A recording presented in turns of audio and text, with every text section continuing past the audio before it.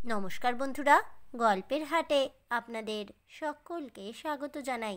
বন্ধুরা, গল্পের হাটে আমার আজকের নিবেদন অমর কথাশিল্পী শরৎচন্দ্র চট্টোপাধ্যায়ের রচিত উপন্যাস পল্লী সমাজ।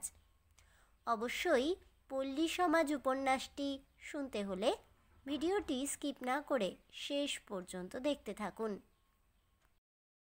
বেনি ঘোষাল মুখুজ্জদের অন্দরের প্রাঙ্গণে পা দিয়াই সম্মুখে এক প্রৌঢ়া রমণীকে পাইয়া প্রশ্ন করিল, এই যে মাসি, রমা কইগা? মাসি আহ্নিক করিতেছিলেন, ইঙ্গিতে রান্নাঘর দেখাইয়া দিলেন। বেনি উঠিয়া আসিয়া রন্ধনশালার চৌকাঠের বাহিরে দাঁড়াইয়া বলিলেন, তাহলে রমা, কি করবে স্থির করলে?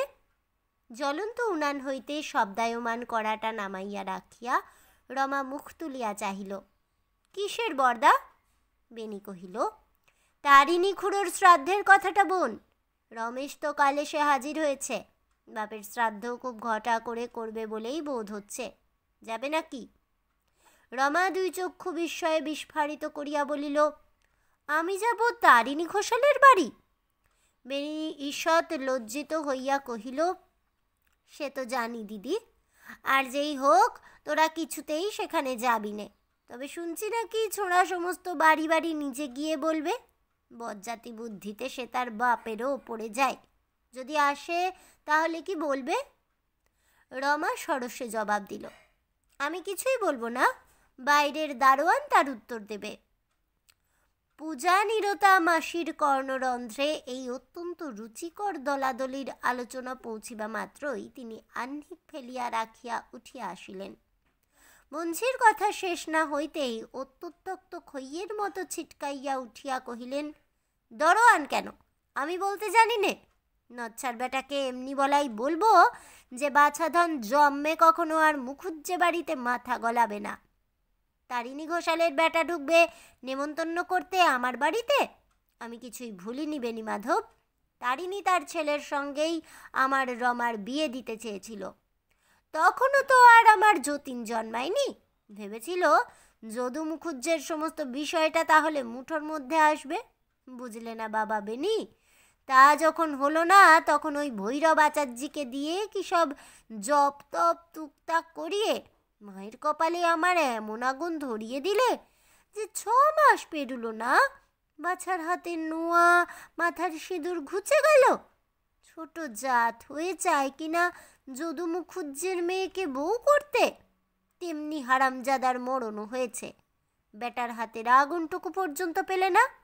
ছোট জাতের মুখে আগুন বলিয়া মাসি যেন কুস্তি শেষ করিয়া হাঁপাইতে লাগিলেন। পুনঃ পুনঃ ছোট জাতের উল্লেখে বেনির মুখ ম্লান হইয়া গিয়াছিল, কারণ তারিণী ঘোষাল তাহারই খুড়া।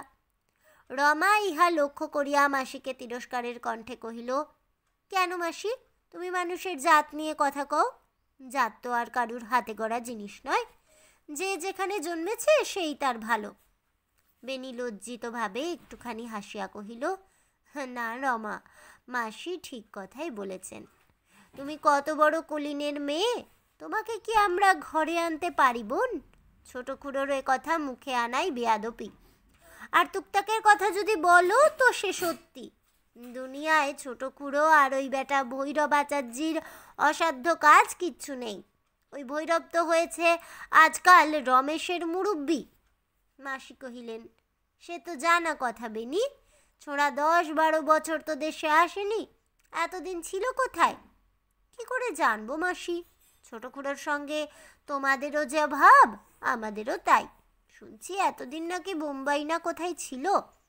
কেউ বলছে ডাক্তারি পাশ করে এসেছে, কেউ বলছে উকিল হয়ে এসেছে, কেউ বলছে সমস্তই নাকি ফাঁকি, ছোড়া নাকি পাড় মাতাল। যখন বাড়ি এসে পৌঁছলো তখন দু চোখ নাকি জবা ফুলের মতো রাঙা ছিল। বটে, তাহলে তাকে তো বাড়িতে ঢুকতে দেওয়াই উচিত নয়।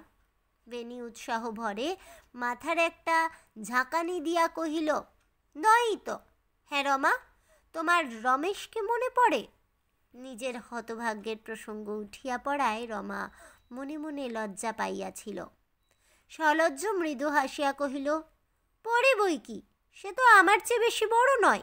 তাছাড়া শীতলাতলার পাঠশালে দুজনেই পড়তাম যে, কিন্তু তার মায়ের মরণের কথা আমার খুব মনে পড়ে। খুড়িমা আমাকে বড় ভালোবাসতেন। মাসি আরও একবার নাচিয়া উঠিয়া বলিলেন, তার ভালোবাসার মুখে আগুন। সে ভালোবাসা কেবল নিজের কাজ হাসিল করবার জন্যে। তাদের মতলব ছিল তোকে কোনো মতে হাত করা। বেনি অত্যন্ত বিজ্ঞের মতো সায় দিয়া কহিল, তাতে আর সন্দেহ কি মাসি? ছোট খুড়িমার যে। কিন্তু তাহার বক্তব্য শেষ না হইতেই রমা অপ্রসন্নভাবে মাসিকে বলিয়া উঠিল, সেসব পুরনো কথার দরকার নেই মাসি। রমেশের পিতার সহিত রমার যত বিবাদই থাক, তাহার জননীর সম্বন্ধে রমার কোথায় যেন একটু প্রচ্ছন্ন বেদনা ছিল। এতদিনেও তাহা সম্পূর্ণ তিরোহিত হয় নাই। বেনি তৎক্ষণাৎ সায় দিয়া বলিলেন, তা বটে, ছোট খুড়ি ভালো মানুষের মেয়ে ছিলেন। মা আজও তাঁর কথা উঠলে চোখের জল ফেলেন। কি কথায় কি কথা আসিয়া পড়ে দেখিয়া বেনি তৎক্ষণাৎ এ সকল প্রসঙ্গ চাপা দিয়া ফেলিলেন। বলিলেন, তবে এই তো স্থির হলো দিদি, নড়চড় হবে না তো? রমা হাসিল, কহিল, বরদা, বাবা বলতেন, আগুনের শেষ ঋণের শেষ, আর শত্রুর শেষ কখনো রাখিস নে মা। তারিণী ঘোষাল জানতে আমাদের কম জ্বালা দেয়নি। বাবাকে পর্যন্ত জেলে দিতে চেয়েছিল। আমি কিছুই ভুলিনি বরদা, যতদিন বেঁচে থাকবো ভুলবও না। রমেশ সেই শত্রুরই ছেলে তো। তাছাড়া আমার তো কিছুতেই যাবার জো নেই। বাবা আমাদের দুই ভাই বোনকে বিষয় ভাগ করে দিয়ে গেছেন বটে, কিন্তু সমস্ত বিষয় রক্ষা করার ভার শুধু আমারই উপর যে। আমার তো নয়ই, আমাদের সংস্রবে যারা আছে তাদের পর্যন্ত যেতে দেব না। একটু ভাবিয়া কহিল, আচ্ছা বরদা, এমন করতে পারো না যে কোনো ব্রাহ্মণ যাতে তাদের বাড়ি না যায়? বেনি একটু সরিয়া আসিয়া গলা খাটো করিয়া বলিল, সেই চেষ্টাই তো করছি বোন। তুই আমার সহায় থাকিস, আর আমি কোনো চিন্তা করিস না। রমেশকে এই কুয়াপুর থেকে না তাড়াতে পারি তো আমার নাম বেনি ঘোষাল নয়। তারপরে রইলাম আমি আর ওই ভৈরব আচার্যি, আর তারিণী ঘোষাল নেই। দেখি এ বেটাকে এখন কে রক্ষা করে। রমা কহিল, রক্ষে করবে রমেশ ঘোষাল? দেখো বরদা, এই আমি বলে রাখলুম, শত্রুতা করতে এও কম করবে না। বেনি আরও একটু অগ্রসর হইয়া একবার এদিক ওদিক নিরীক্ষণ করিয়া লইয়া চৌকাঠের উপর উবু হইয়া বসিল। তারপর কণ্ঠস্বর অত্যন্ত মৃদু করিয়া বলিল, রমা, বাঁশ নুইয়ে ফেলতে চাও তো? এই বেলা পেকে গেলে আর হবে না, তা নিশ্চয়ই বলে দিচ্ছি। বিষয় সম্পত্তি কি করে রক্ষে করতে হয় এখনো সে শেখেনি।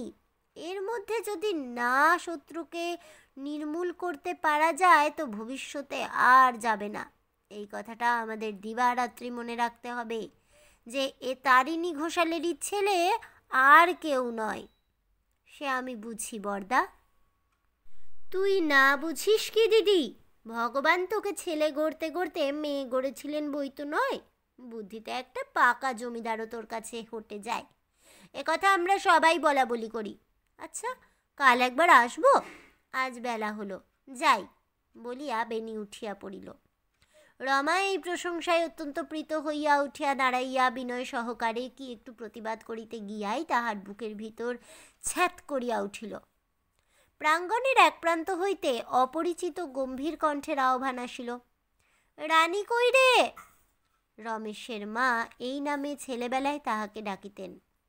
সে নিজেই এতদিন তাহা ভুলিয়া গিয়াছিল।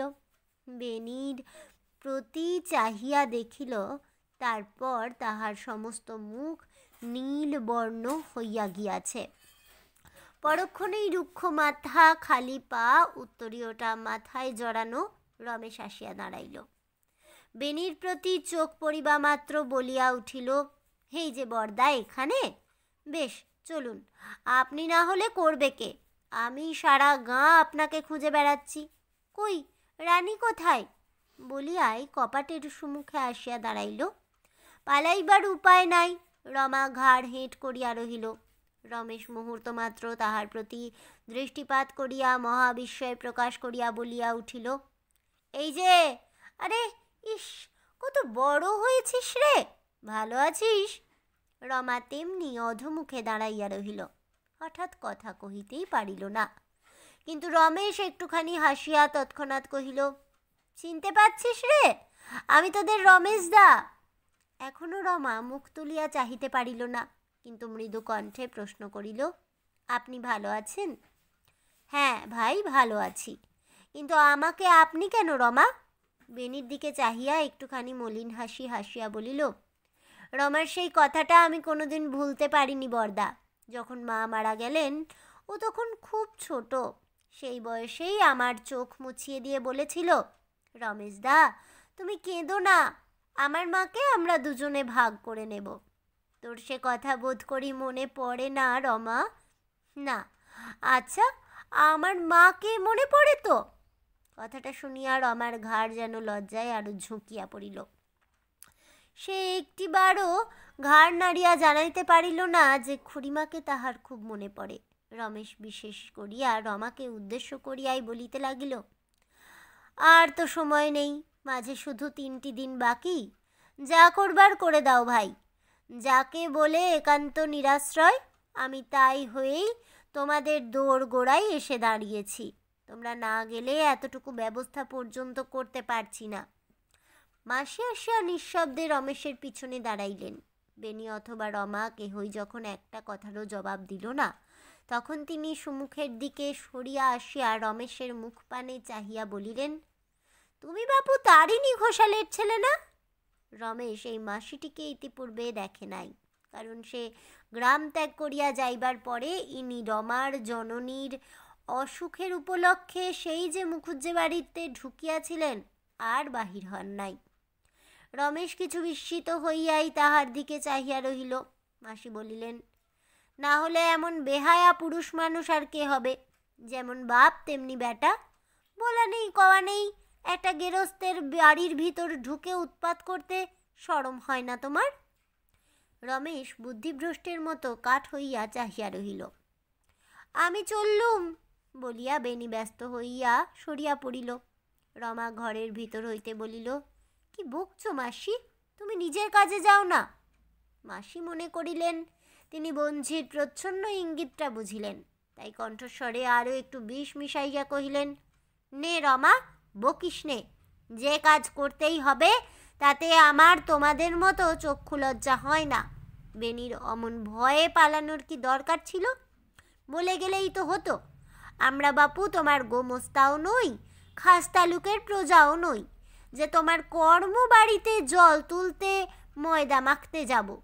তারিণী মরেছে, গাঁ শুদ্ধ লোকের হাড় জুড়িয়েছে, এ কথা আমাদের ওপর বরাত না গিয়ে নিজে ওর মুখের ওপর বলে গেলেই তো পুরুষ মানুষের মতো কাজ হতো। রমেশ তখনও নিষ্পন্দ অসারের মতো দাঁড়াইয়া রহিল। বস্তুতই এ সকল কথা তাহার একান্ত দুঃস্বপ্নেরও অগোচর ছিল। ভিতর হইতে রান্নাঘরের কপাটের শিকলটা ঝনঝন করিয়া নড়িয়া উঠিল, কিন্তু কেহই তাহাতে মনোযোগ করিল না।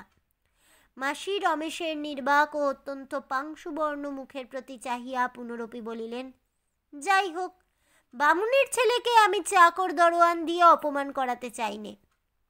একটু হুঁশ করে কাজ করে যাও বাপু। কচি খোকাটি নও যে ভদ্রলোকের বাড়ির ভেতর ঢুকে আবদার করে বেড়াবে। তোমার বাড়িতে আমার রমা কখনো পা ধুতেও যেতে পারবে না, এই তোমাকে আমি বলে দিলুম। হঠাৎ রমেশ যেন নিদ্রোত্থিতের মতো জাগিয়া উঠিল এবং পরক্ষণেই তাহার বিস্তৃত বক্ষের ভিতর হইতে এমনি গভীর একটা নিঃশ্বাস বাহির হইয়া আসিল যে সে নিজেও সেই শব্দে সচকিত হইয়া উঠিল। ঘরের ভিতর কপাটের অন্তরালে দাঁড়াইয়া রমা মুখ তুলিয়া চাহিয়া দেখিল। রমেশ একবার বোধ করি ইতস্তত করিল, তাহার পরে রান্নাঘরের দিকে উদ্দেশ্য করিয়া কহিল, যখন যাওয়া হতেই পারে না তখন আর উপায় কি? কিন্তু আমি তো এত কথা জানতাম না, না জেনে যে উপদ্রব করে গেলাম, সেজন্য আমাকে মাপ করো রানী, বলিয়া ধীরে ধীরে চলিয়া গেল। ঘরের ভিতর হইতে এতটুকু সাড়া আসিল না। যাহার কাছে ক্ষমা ভিক্ষা করা হইল সে যে অলক্ষ্যে নিঃশব্দে তাহার মুখের দিকে চাহিয়া রহিল, রমেশ তাহা জানিতেও পারিল না। বেনি তৎক্ষণাৎ ফিরিয়া আসিয়া দাঁড়াইল। সে পালায় নাই, বাহিরে লুকাইয়া অপেক্ষা করিতেছিল মাত্র। মাসির সহিত চোখাচোখি হইতেই তাহার সমস্ত মুখ আহ্লাদে ও হাসিতে ভরিয়া গেল। সরিয়া আসিয়া কহিল, হ্যাঁ শোনালে বটে মাসি, আমার সাধ্যই ছিল না অমন করে বলার। এ কি চাকর দরোয়ানের কাজ রমা? আমি আড়ালে দাঁড়িয়ে দেখলাম কি না, ছোড়া মুখখানা যেন আষাঢ়ের মেঘের মতো করে বার হয়ে গেল। এই তো ঠিক হলো। মাসি ক্ষুণ্ণ অভিমানের সুরে বলিলেন, খুব তো হলো জানি, কিন্তু এই দুটো মেয়ে মানুষের ওপর ভার না দিয়ে না সরে গিয়ে নিজে বলে গেলেই তো আরও ভালো হতো। আর নাই যদি বলতে পারতে, আমি কি বললুম তাকে দাঁড়িয়ে থেকে শুনে গেলে না কেন বাছা? অমন সরে পড়া উচিত হয়নি। মাসির কথার ঝাঁঝে বেনির মুখের হাসি মিলাইয়া গেল। সে যে এই অভিযোগের কি সাফাই দেবে ভাবিয়া পাইল না, কিন্তু অধিকক্ষণ ভাবিতে হইল না। হঠাৎ রমা ভিতর হইতে তাহার জবাব দিয়া বসিল। এতক্ষণ সে একটি কথাও কহে নাই। কহিল, তুমি যখন নিজে বলেছ মাসি, তখন সেই তো সকলের চেয়ে ভালো হয়েছে। যে যতই বলুক না কেন, এতখানি বিষ জিভ দিয়ে ছড়াতে তোমার মতো কেউ তো পেরে উঠত না। মাসি এবং বেনি উভয়েই যার পর নাই বিস্ময়াপন্ন হইয়া উঠিলেন। মাসি রান্নাঘরের দিকে ফিরিয়া কহিলেন, কি বললিলা? কিচ্ছু না, আন্নিক করতে বসে তো 7 বার উঠলে। যাও না, ওটা সেরে ফেলো না, রান্না বান্না কি হবে না? বলিতে বলিতে রমা নিজেও বাহির হইয়া আসিল এবং কাহাকেও কোনো কথা না বলিয়া বারান্দা পার হইয়া ওদিকের ঘরে গিয়া প্রবেশ করিল। বেনি শুষ্ক মুখে চুপি চুপি জিজ্ঞাসা করিল, ব্যাপার কি মাসি? কি করে জানবো বাছা? ও রাজরানীর মেজাজ বোঝা কি আমার মতো দাসী বাঁদির কর্ম?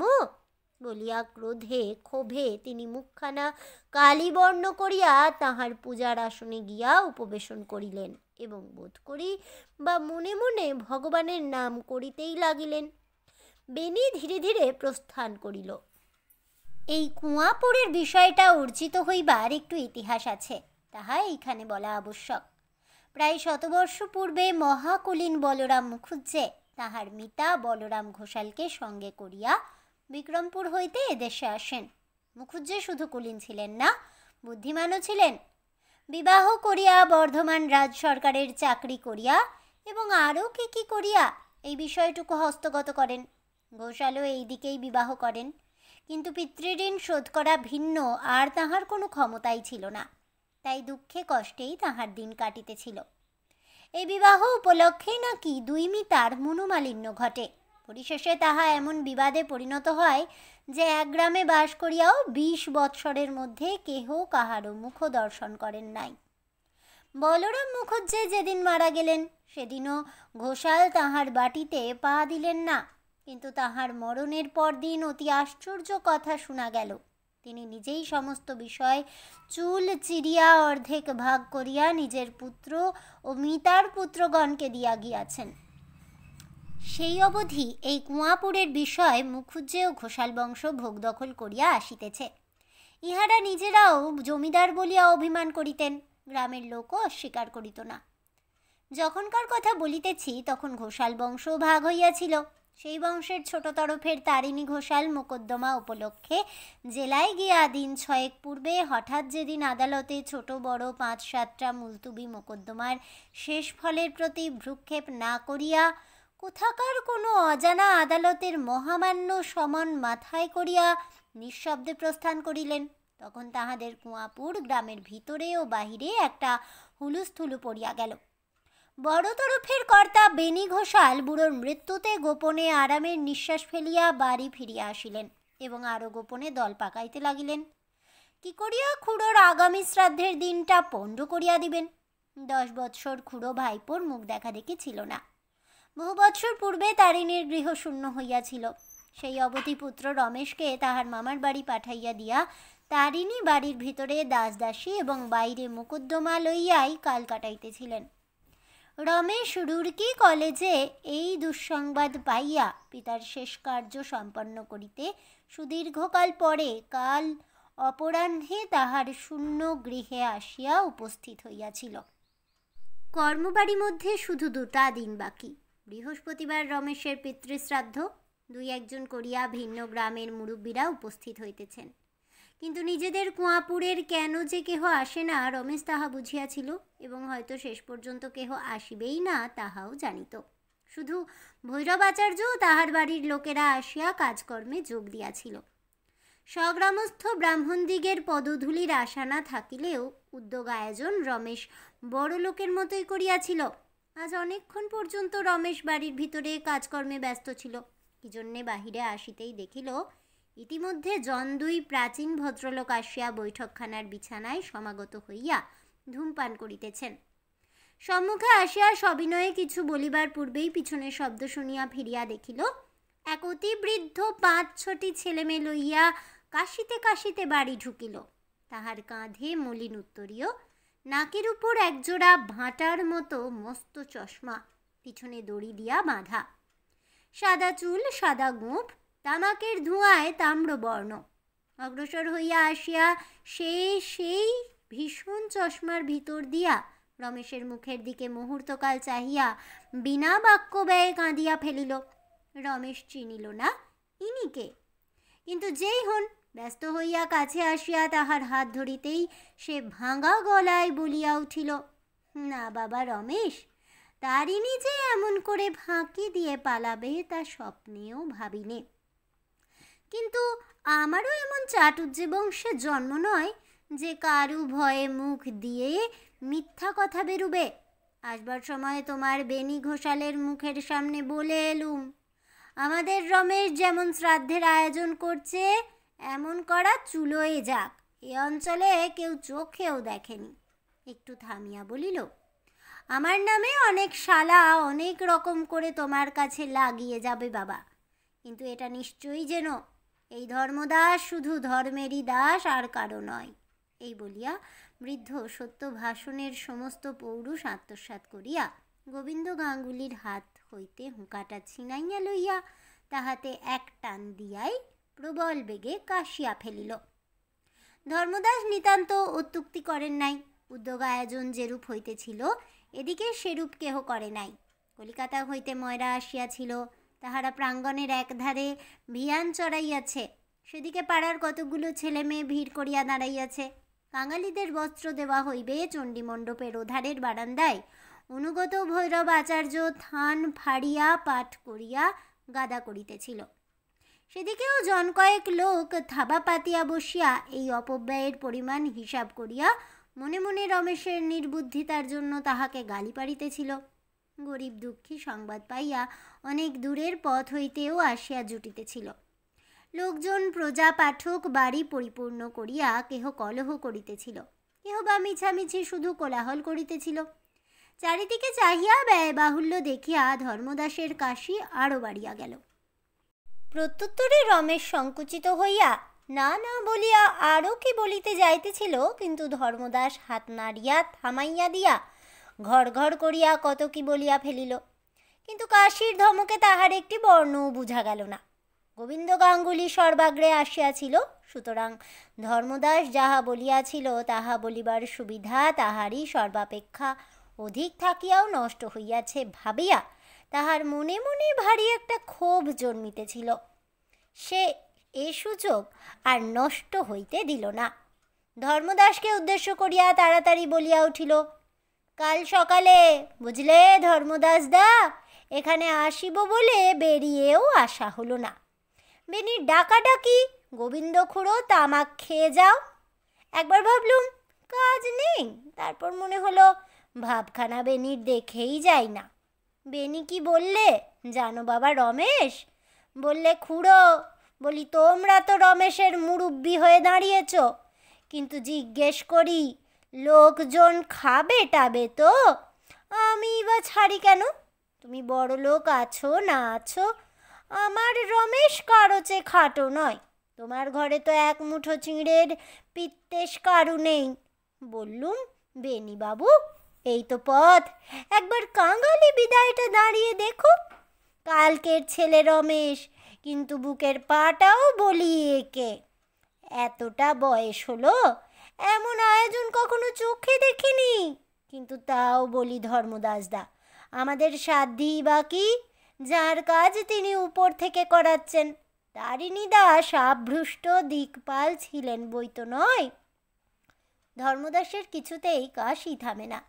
সে কাশিতেই লাগিল, আর তাহার মুখের সামনে গাঙ্গুলি মশাই বেশ বেশ কথাগুলি অপরিপক্ক তরুণ জমিদারটিকে বলিয়া যাইতে লাগিল দেখিয়া ধর্মদাস আরও ভালো কিছু বলিবার চেষ্টায় যেন আকুলি বিকুলি করিতে লাগিল। গাঙ্গুলি বলিতে লাগিল, তুমি তো আমার পর নও বাবা, নিতান্ত আপনার। তোমার মা যে আমার একেবারে সাক্ষাৎ পিস্তুত বোনের খুঁড়তুতো ভগিনী। রাধানগরের মারুজ্জে বাড়ি, সেসব তারিণীদা জানতেন। তাই যে কোনো কাজে কর্মে মামলা মোকদ্দমা করতে সাক্ষী দিতে ডাক গোবিন্দকে। ধর্মদাস প্রাণপণ বলে কাশি থামাইয়া খিঁচাইয়া উঠিল। কেন বাজে বকিস গোবিন্দ? খক খক খক। আমি আজকের নয় না জানি কে সে বছর সাক্ষী দেবার কথাই বললি। আমার জুতো নেই, খালি পায়ে যাই কি করে? তারিণী অমনি 2.5 টাকা দিয়ে 1 জোড়া জুতো কিনে দিল। তুই সেই পায়ে দিয়ে বেনির হয়ে সাক্ষী দিয়ে এলি। গোবিন্দ চক্ষু রক্তবর্ণ করিয়া কহিল, এলুম। এলি নে? দূর মিথ্যাবাদী, মিথ্যাবাদী তোর বাবা। গোবিন্দ তাহার ভাঙা ছাতি হাতে করিয়া লাফাইয়া উঠিল। তবে রে শালা! ধর্মদাস তাহার বাঁশের লাঠি উঁচাইয়া হুঙ্কার দিয়া প্রচণ্ডভাবে কাশিয়া ফেলিল।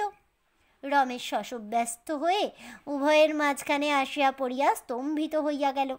ধর্মদাস লাঠি নামাইয়া কাশিতে কাশিতে বসিয়া পড়িয়া বলিল, ও শালার সম্পর্কে আমি বড় ভাই হই কিনা তাই শালার আক্কেল দেখো।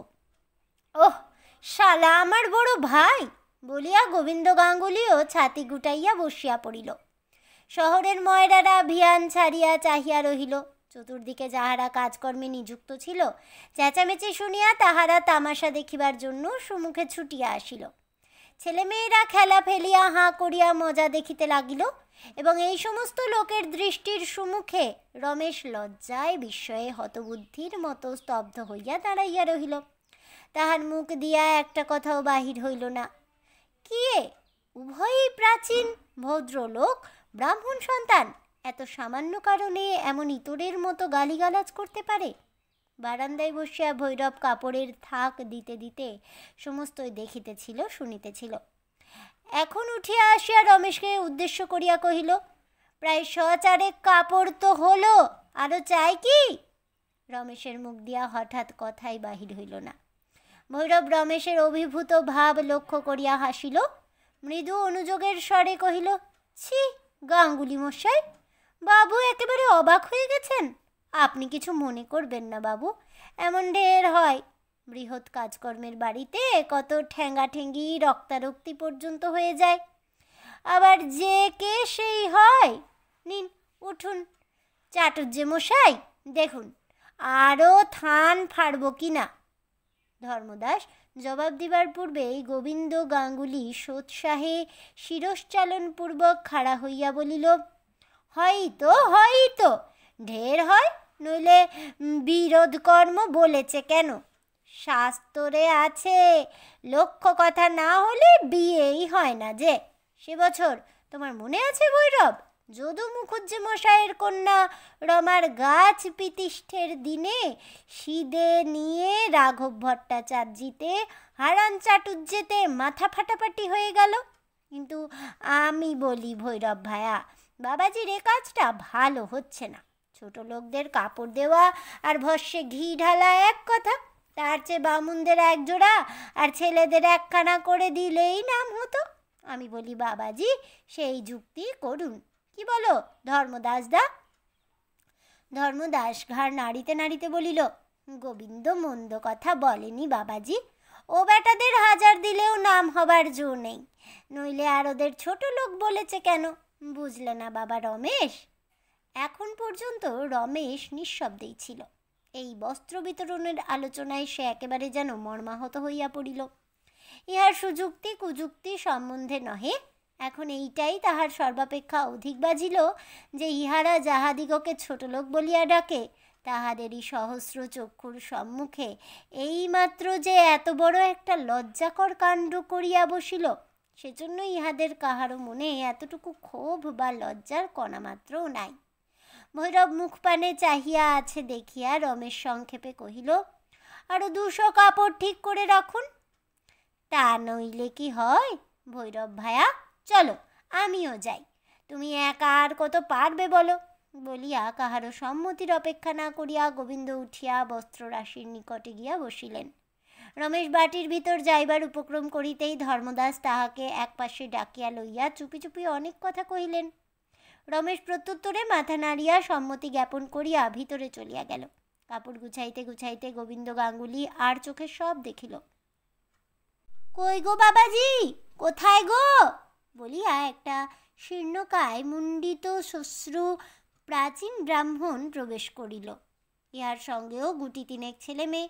মেয়েটি সকলের বড়, তাহারই পরনে শুধু একখানি অতি জীর্ণ ডুরে কাপড়। বালক দুটি কোমরে এক এক গাছি ঘুনসি ব্যতীত একেবারে দিগম্বর। উপস্থিত সকলেই মুখ তুলিয়া চাহিল। গোবিন্দ অভ্যর্থনা করিল, এসো দিনুদা, বসো।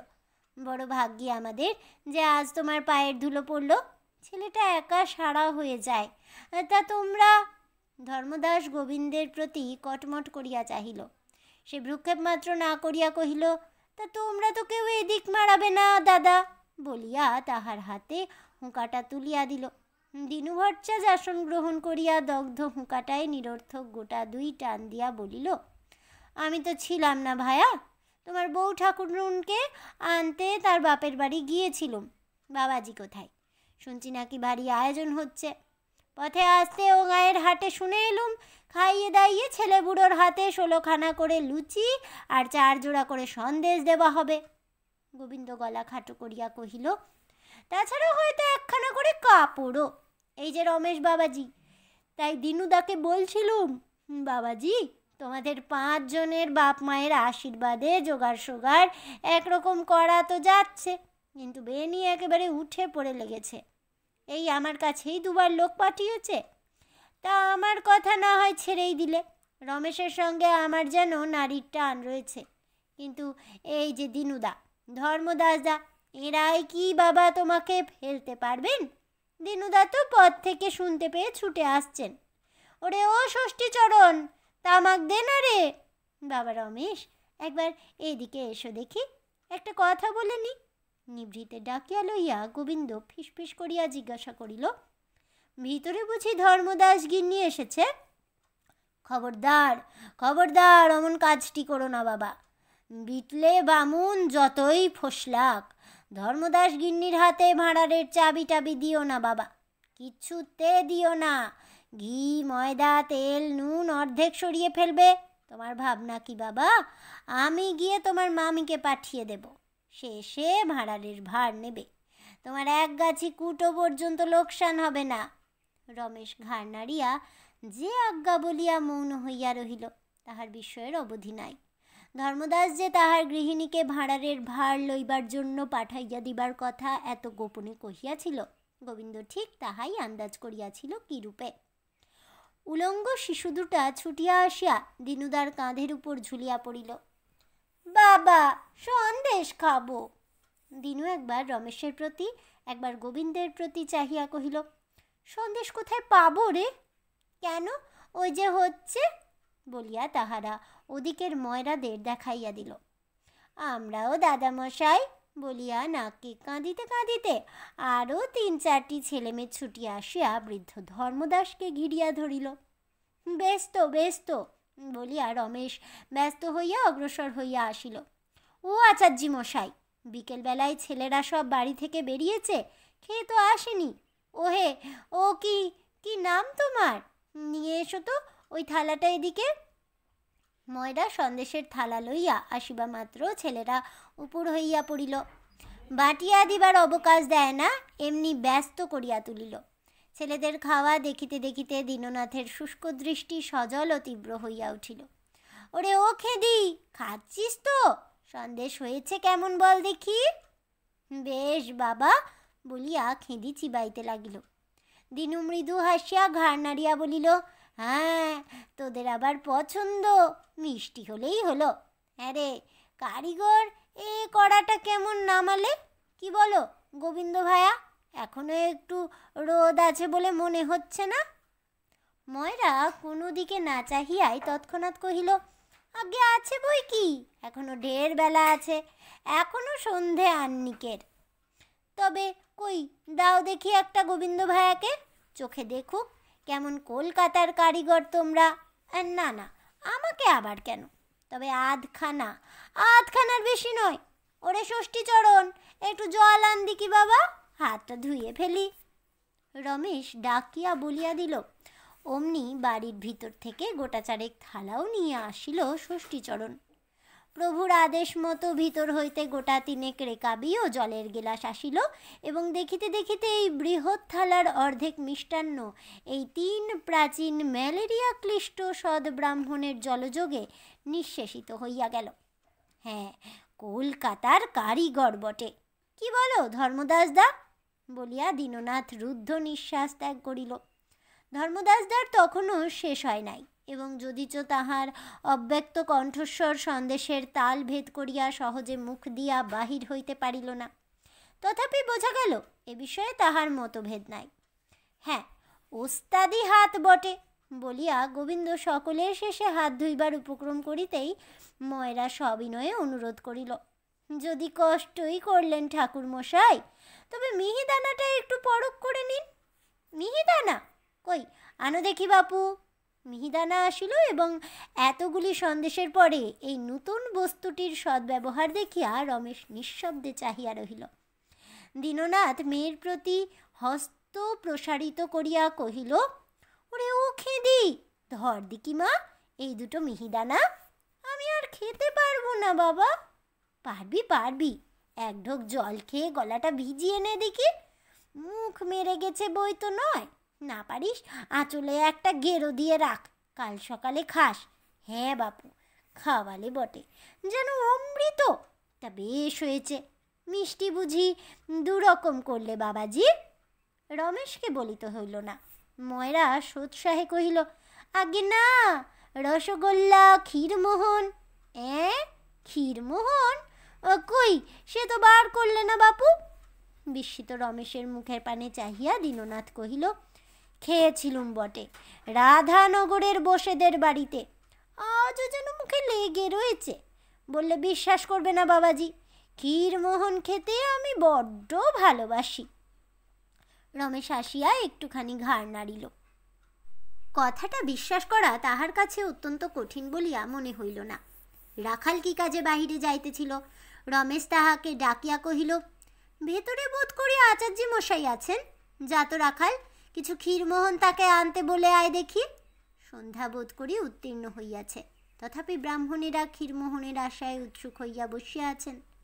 রাখাল ফিরিয়া বলিল, আজ আর ভাঁড়ারের চাবি খোলা হবে না বাবু। রমেশ মনে মনে বিরক্ত হইল, কহিল, বল গে, আমি আনতে বলছি। গোবিন্দ গাঙ্গুলি রমেশের অসন্তোষ লক্ষ্য করিয়া চোখ ঘুরাইয়া কহিল, দেখলে দিনুদা, ভৈরবের আক্কেল, এই যে দেখি মায়ের চেয়ে মাসির বেশি দরদ, সেই জন্যই আমি বলি। সে কি বলে তাহা না শুনিয়া রাখাল বলিয়া উঠিল, আচার্য মশাই কি করবেন? ও বাড়ি থেকে গিন্নিমা এসে ভাড়ার বন্ধ করেছেন যে। ধর্মদাস এবং গোবিন্দ উভয়ে চমকিয়া উঠিল। কে বড় গিন্নি? রমেশ সবিস্ময়ে জিজ্ঞাসা করিল, জ্যাঠাইমা এসেছেন? আগে হ্যাঁ, তিনি এসে এই ছোট বড় 2 ভাঁড়ারেই তালা বন্ধ করে ফেলেছেন। বিস্ময়ে আনন্দে রমেশ দ্বিতীয় কথাটি না বলিয়া দ্রুত পদে ভিতরে চলিয়া গেল। জ্যাঠাইমা ডাক শুনিয়া বিশ্বেশ্বরী ভাঁড়ার ঘর হইতে বাহিরে আসিলেন। বেনির বয়সের সঙ্গে তুলনা করিলে তাহার জননীর বয়স 50-এর কম হওয়া উচিত নয়, কিন্তু দেখিলে কিছুতেই 40-এর বেশি বলিয়া মনে হয় না। রমেশ নির্নিমেষ চক্ষে চাহিয়া রহিল। আজও সেই কাঁচা সোনার বর্ণ। একদিন যে রূপের খ্যাতি এ অঞ্চলে প্রসিদ্ধ ছিল, আজও সেই অনিন্দ সৌন্দর্য তাহার নিটোল পরিপূর্ণ দেহটিকে বর্জন করিয়া দূরে যাইতে পারে নাই। মাথার চুলগুলি ছোট করিয়া ছাঁটা, সুমুখেই 2-1 গাছি কুঞ্চিত হইয়া কপালের উপর পড়িয়াছে। চিবুক, কপল, ওষ্ঠাধর, ললাট সবগুলি যেন কোনো বড় শিল্পীর বহু যত্নের, বহু সাধনার ফল। সবচেয়ে আশ্চর্য তাহার দুইটি চক্ষুর দৃষ্টি। সেদিকে ঘনকাল চাহিয়া থাকিলে সমস্ত অন্তঃকরণ যেন মোহাবিষ্ট হইয়া আসিতে থাকে। এই জ্যাঠাইমা রমেশকে এবং বিশেষ করিয়া তাহার পরলোকগতা জননীকে একসময় বড় ভালোবাসিতেন। বধূ বয়সে যখন ছেলেরা হয় নাই, শাশুড়ি ননদের যন্ত্রণায় লুকাইয়া বসিয়া এই দুটি জায়ে যখন একযোগে চোখের জল ফেলিতেন, তখন এই স্নেহের প্রথম গ্রন্থিবন্ধন হয়। তারপরে গৃহবিচ্ছেদ, মামলা মোকদ্দমা, পৃথক হওয়া, কত রকমের ঝড়ঝাপটা এই দুইটি সংসারের উপর দিয়া বহিয়া গিয়াছে। বিবাদের উত্তাপে বাঁধন শিথিল হইয়াছে, কিন্তু একেবারে বিচ্ছিন্ন হইতে পারে নাই। বহু বর্ষ পরে সেই ছোট বউয়ের ভাঁড়ার ঘরে ঢুকিয়া তাহারি হাতে সাজানো এই সমস্ত বহু পুরাতন হাঁড়ি কলসির পানে চাহিয়া জ্যাঠাইমার চোখ দিয়া জল ঝরিয়া পড়িতেছিল। রমেশের আহ্বানে যখন তিনি চোখ মুছিয়া বাহির হইয়া আসিলেন, তখন সেই দুটি আরক্ত আর্দ্র চক্ষুপল্লবের পানে চাহিয়া রমেশ ক্ষণকালের জন্য বিস্ময়াপন্ন হইয়া রহিল। জ্যাঠাইমা তাহা টের পাইলেন। তাহাতেই বোধ করি এই সদ্য পিতৃহীন রমেশের প্রতি দৃষ্টিপাত করিতেই তাহার বুকের ভিতরটা যেভাবে হাহাকার করিয়া উঠিল, তাহার লেশমাত্র তিনি বাইরে প্রকাশ পাইতে দিলেন না, বরং একটুখানি হাসিয়া বলিলেন, চিনতে পারিস রমেশ? জবাব দিতে গিয়া রমেশের ঠোঁট কাঁপিয়া গেল। মা মারা গেলে যতদিন না সে মামার বাড়ি গিয়াছিল, ততদিন এই জ্যাঠাইমা তাহাকে বুকে করিয়া রাখিয়াছিলেন এবং কিছুতে ছাড়িতে চাহেন নাই। সেও মনে পড়িল এবং এও মনে হইল, সেদিনও বাড়িতে গেলে জ্যাঠাইমা বাড়ি নাই বলিয়া দেখা পর্যন্ত করেন নাই। তারপর রমাদের বাড়িতে বেনির সাক্ষাতে এবং অসাক্ষাতে তাহার মাসির নিরতিশয় কঠিন তিরস্কারে সে নিশ্চয়ই বুঝিয়া আসিয়াছিল, এ গ্রামে আপনার বলিতে তাহার আর কেহ নাই। বিশ্বেশ্বরী রমেশের মুখের প্রতি মুহূর্তকাল চাহিয়া থাকিয়া বলিলেন, ছি বাবা, এ সময়ে শক্ত হতে হয়। তাহার কণ্ঠস্বরে কোমলতার আভাস মাত্র যেন ছিল না। রমেশ নিজেকে সামলাইয়া ফেলিল। সে বুঝিল, যেখানে অভিমানের কোনো মর্যাদা নাই, সেখানে অভিমান প্রকাশ পাওয়ার মতো বিড়ম্বনা সংসারে অল্পই আছে। কহিল, শক্ত আমি হয়েছি জ্যাঠাইমা, তাই যা পারতুম নিজেই করতুম, কেন তুমি আবার এলে? জ্যাঠাইমা হাসিলেন, কহিলেন, তুই তো আমাকে ডেকে আনিসনি রমেশ, যে তোকে তার কৈফিয়ত দেব। তা বলি শোন, কাজকর্ম হবার আগে আর আমি ভাঁড়ার থেকে খাবার টাবার কোনো জিনিস বার হতে দেব না। যাবার সময় ভাঁড়ারের চাবি তোর হাতেই দিয়ে যাব, আবার কাল এসে তোর হাত থেকেই নেব। আর কারু হাতে দিসনি যেন। হ্যাঁ রে, সেদিন তোর বরদার সঙ্গে দেখা হয়েছিল? প্রশ্ন শুনিয়া রমেশ দ্বিধায় পড়িল। সে ঠিক বুঝিতে পারিল না তিনি পুত্রের ব্যবহার জানেন কিনা। ভাবিয়া কহিল, বরদা তখন তো বাড়ি ছিলেন না। প্রশ্ন করিয়াই জ্যাঠাইমার মুখের উপর একটা উদ্বেগের ছায়া আসিয়া পড়িয়াছিল। রমেশ স্পষ্ট দেখিতে পাইল, তাহার এই কথায় সেই ভাবটা যেন কাটিয়া গিয়া মুখখানি প্রসন্ন হইয়া উঠিল।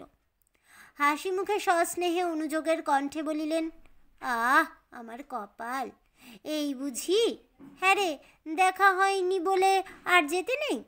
আমি জানি রে, সে তোদের উপর সন্তুষ্ট নয়, কিন্তু তোর কাজ তো করা চাই। যা একবার ভালো করে বলগে যা রমেশ, সে বড় ভাই, তার কাছে হেঁট হতে তোর কোনো লজ্জা নেই।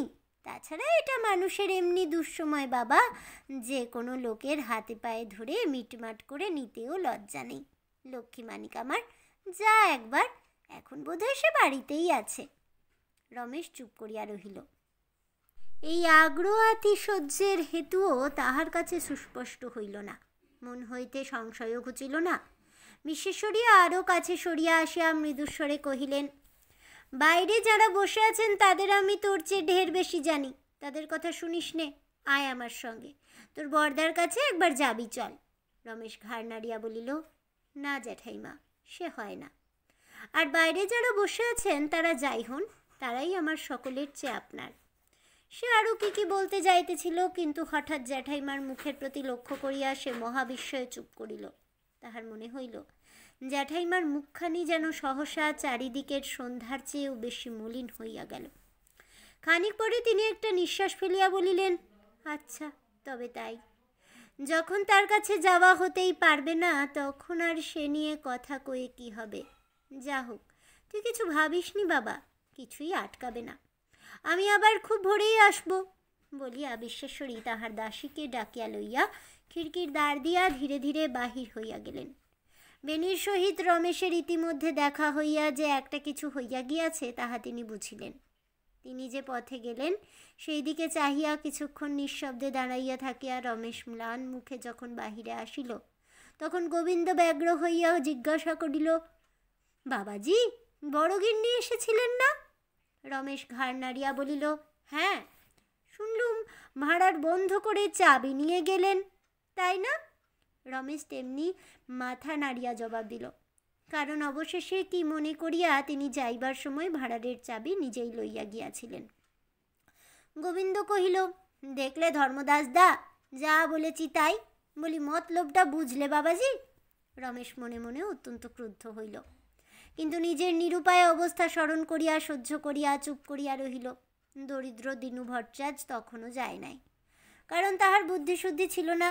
ছেলেমেয়ে লইয়া যাহার দয়ায় পেট ভরিয়া সন্দেশ খাইতে পাইয়াছিল তাহাকে আন্তরিক দুটা আশীর্বাদ না করিয়া সকলের সম্মুখে উচ্চ কণ্ঠে তাহার 7 পুরুষের স্তব স্তুতি না করিয়া আর ঘরে ফিরিতে পারিতেছিল না। সে ব্রাহ্মণ নিরীহভাবে বলিয়া ফেলিল, এ মতলব বোঝা আর শক্ত কি ভায়া? তালা বন্ধ করে চাবি নিয়ে গেছেন, তার মানে ভাঁড়ার আর কারো হাতে না পড়ে। তিনি সমস্তই তো জানেন। গোবিন্দ বিরক্ত হইয়াছিল। নির্বোধের কথায় জ্বলিয়া উঠিয়া তাহাকে একটা ধমক দিয়া কহিল, বোঝে না সোঝে না, তুমি কথা কও কেন বলো তো? তুমি এসব ব্যাপারের কি বোঝো যে মানে করতে এসেছ? ধমক খাইয়া দিনুর নির্বুদ্ধিতা আরো বাড়িয়া গেল। সেও উষ্ণ হইয়া জবাব দিল, আরে এতে বোঝাবুঝিটা আছে কোনখানে? শুনছ না, গিন্নিমা স্বয়ং এসে ভাঁড়ার বন্ধ করে চাবি নিয়ে গেছেন, এতে কথা কইবে আবার কে? গোবিন্দ আগুন হইয়া কহিল, ঘরে যাও না ভট্টাচার্য, যে জন্যে ছুটে এসেছিলে, গোষ্ঠীবর্গ মিলে খেলে বাঁধলে, আর কেন? ক্ষীরমোহন পরশু খেয়েও, আজ আর হবে না। এখন যাও, আমাদের ঢের কাজ আছে। দিনু লজ্জিত সংকুচিত হইয়া পড়িল। রমেশ ততোধিক কুণ্ঠিত ক্রুদ্ধ হইয়া উঠিল। গোবিন্দ আরও কি বলিতে যাইতেছিল, কিন্তু সহসা রমেশের শান্ত অথচ কঠিন কণ্ঠস্বরে থামিয়া গেল। আপনার হলো কি গাঙ্গুলি মশাই? যাকে তাকে এমন খামোকা অপমান করছেন কেন? গোবিন্দ ভর্ৎসিত হইয়া প্রথমটা বিস্মিত হইল, কিন্তু পরক্ষণেই শুষ্ক হাসি হাসিয়া বলিল, অপমান আবার কাকে করলুম বাবাজি? ভালো, ওকেই জিজ্ঞাসা করে দেখো না সত্যি কথাটি বলেছি কিনা। ও ডালে ডালে বেড়ায় তো, আমি পাতায় পাতায় ফিরি যে। দেখলে ধর্মদাস দা, দিনে বা আপনার আস্পর্ধা। আচ্ছা, ধর্মদাসদা কি দেখিল তা সেই জানে, কিন্তু রমেশ লোকটার নির্লজ্জতা ও স্পর্ধা দেখিয়া অবাক হইয়া গেল। তখন দিনু রমেশের দিকে চাহিয়া নিজেই বলিল, না বাবা, গোবিন্দ সত্য কথাই বলেছে। আমি বড় গরিব, সে কথা সবাই জানে। ওদের মতো আমার জমি জমা চাষবাস কিছুই নেই। একরকম চেয়ে চিনতে ভিক্ষে শিক্ষে করেই আমাদের দিন চলে। ভালো জিনিস ছেলেপিলেদের কিনে খাওয়াবার ক্ষমতা তো ভগবান দেননি, তাই বড় ঘরে কাজকর্ম হলে ওরা খেয়ে বাঁচে। কিন্তু মনে করো না বাবা, তারিণী দাদা বেঁচে থাকতে তিনি আমাদের খাওয়াতে বড় ভালোবাসতেন। তাই আমি তোমাকে নিশ্চয়ই বলছি বাবা, আমরা যে আশ মিটিয়ে খেয়ে গেলুম তিনি ওপর থেকে দেখে খুশি হয়েছেন। হঠাৎ দিনুর গম্ভীর শুষ্ক চোখ দুটা জলে ভরিয়া উঠিয়া টপটপ করিয়া 2 ফোঁটা সকলের সম্মুখেই ঝরিয়া পড়িল। রমেশ মুখ ফিরিয়া দাঁড়াইল। দিনু তাহার মলিন ও শতচ্ছিন্ন উত্তরীয় প্রান্তে অশ্রু মুছিয়া ফেলিয়া বলিল, শুধু আমিই নই বাবা, এদিকে আমার মতো দুঃখী গরিব যে যেখানে আছে তারিণীদার কাছে হাত পেতেই কেউ কখনো অমনি ফেরেনি। সে কথা কে আর জানে বলো? তার ডান হাতের ডান বাঁ হাতটাও টের পেত না যে আর তোমাদের জ্বালাতন করব না। নে মাখে দিয়ে ওঠ। হরিধন, চলো বাবা, ঘরে যাই, আবার কাল সকালে আসব। আর কি বলবো বাবা রমেশ, বাপের মতো হও, দীর্ঘজীবী হও। রমেশ তাহার সঙ্গে আসিয়া আর্দ্র কণ্ঠে কহিল, ভট্টাচার্যি মশাই, এই 2-3 দিন আমার উপর দয়া রাখবেন। আর বলতে সংকোচ হয়, কিন্তু এ বাড়িতে হরিধনের মায়ের যদি পায়ের ধুলো পড়ে তো ভাগ্য বলে মনে করব।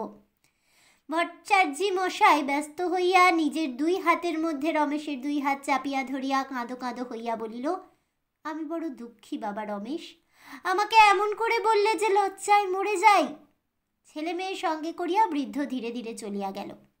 রমেশ ফিরিয়া আসিয়া মুহূর্তের জন্য নিজের রূঢ় কথা স্মরণ করিয়া গাঙ্গুলি মশাইকে কিছু বলিবার চেষ্টা করিতেই সে থামাইয়া দিয়া উদ্দীপ্ত হইয়া বলিয়া উঠিল, এ যে আমার নিজের কাজ রমেশ, তুমি না ডাকলেও যে আমাকে নিজে এসেই সমস্ত করতে হতো, তাই তো এসেছি।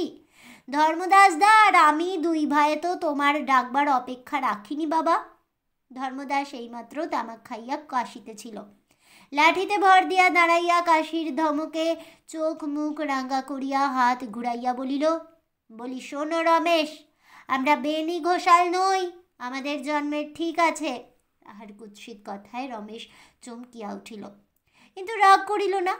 এই অত্যল্প সময়ের মধ্যে সে বুঝিয়াছিল ইহারা শিক্ষা ও অভ্যাসের দোষে অসংকোচে কত বড় গর্হিত কথা যে উচ্চারণ করে তাহা জানেও না। জ্যাঠাইমার সস্নেহ অনুরোধে এবং তাহার ব্যথিত মুখ মনে করিয়া রমেশ ভিতরে ভিতরে পীড়া অনুভব করিতেছিল। সকলে প্রস্থান করিলে সে বরদার কাছে যাইবার জন্য প্রস্তুত হইল। বেনির চণ্ডী মণ্ডপের বাহিরে আসিয়া যখন উপস্থিত হইল তখন রাত্রি প্রায় 8টা। ভিতরে যেন একটা লড়াই চলিতেছে। গোবিন্দ গাঙ্গুলির হাঁকাহাঁকিটাই সবচেয়ে বেশি। বাহির হইতেই তাহার কানে গেল, গোবিন্দ বাজি রাখিয়া বলিতেছে, এ যদি না দুদিনে উচ্ছন্নে যায় তো আমার গোবিন্দ নাঙ্গুলি নাম তোমরা বদলে রেখো বেনি বাবু। নবাবী কাণ্ড কারখানা শুনলে তো? তারিণী ঘোষাল সিকি পয়সা রেখে মরেনি, তা তো জানি, তবে এত কেন? হাতে থাকে কর, না থাকে বিষয় বন্ধক দিয়ে কে কবে ঘটা করে বাপের ছাদ্য করে, তা তো কখনো শুনিনি বাবা। আমি তোমাকে নিশ্চয় বলছি বেনি মাধব বাবু, এছাড়া নন্দীদের গদি থেকে অন্তত 3,000 টাকা দেনা করেছে। বেনি উৎসাহিত হইয়া কহিল, তাহলে কথাটা তো বার করে নিতে হচ্ছে গোবিন্দ খুড়ো। গোবিন্দ স্বর মৃদু করিয়া বলিল, সবুর করো না বাবাজি, একবার ভালো করে ঢুকতেই দাও না, তারপরে বাইরে দাঁড়িয়ে কেও। এ কি রমেশ বাবাজি, আমরা থাকতে এত রাত্রিরে তুমি কেন বাবা? রমেশ সে কথার জবাব না দিয়া অগ্রসর হইয়া আসিয়া বলিল, বরদা আপনার কাছেই এলুম। বেনি থতমত খাইয়া জবাব দিতে পারিল না। গোবিন্দ তৎক্ষণাৎ কহিল, আসবে বই কি বাবা, 100 বার আসবে, এ তো তোমারই বাড়ি, আর বড় ভাই পিতৃতুল্য, তাই তো আমরা বেনিবাবুকে বলতে এসেছি। বেনিবাবু তারিণী তার সঙ্গে, মনোমালিন্য তার সঙ্গেই থাক, আর কেন? তোমরা দু ভাই এক হও, আমরা দেখে চোখ জুড়াই। কি বলো হালদার মামা? ও কি দাঁড়িয়ে রইলে যে বাবা? কে আছিস রে? একখানা কম্বলের আসন টাসন পেতে দে না রে।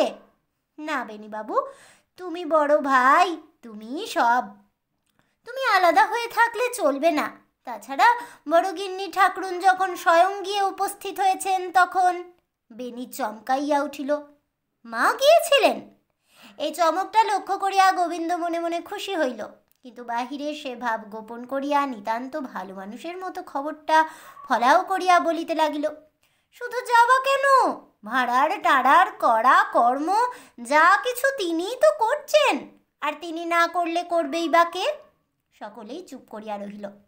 গোবিন্দ একটা দীর্ঘ নিঃশ্বাস ফেলিয়া কহিল, না, গাঁয়ের মধ্যে বড়গিন্নি ঠাকরুনের মতো মানুষ কি আর আছে?